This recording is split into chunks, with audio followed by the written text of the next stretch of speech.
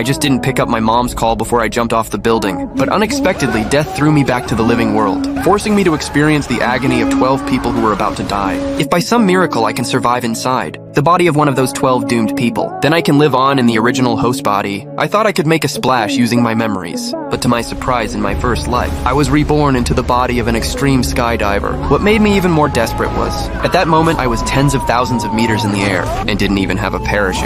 As I froze, not knowing what to do, a dazzling memory crystal suddenly flew toward me. In that instant, I realized the host of this body had always been an extreme sports lover and once held world records in 10 extreme sports. And now the challenge I was taking on was to free fall from 1,000 meters without a parachute. If I could land safely on a designated spot on the ground, I wouldn't only break another world record, but also win a prize of $5 billion. At that moment, the entire nation's media was reporting live, all waiting for the birth of a legend. The thought of getting $5 billion as soon as I landed made me focus all my strength. I maxed out every skill I had and dove toward the target spot on the ground.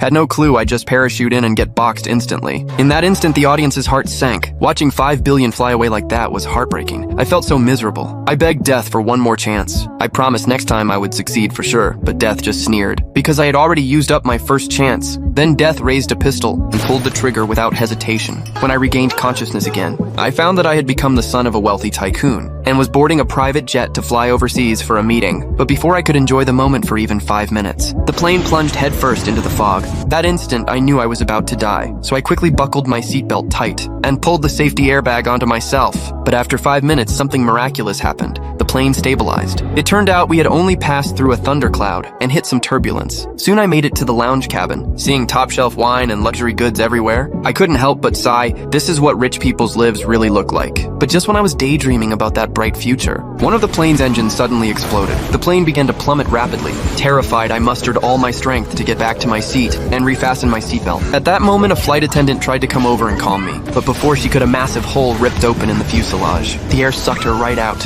and the whole plane exploded instantly, turning me into ashes. When I woke up again, I found myself in the underworld once more.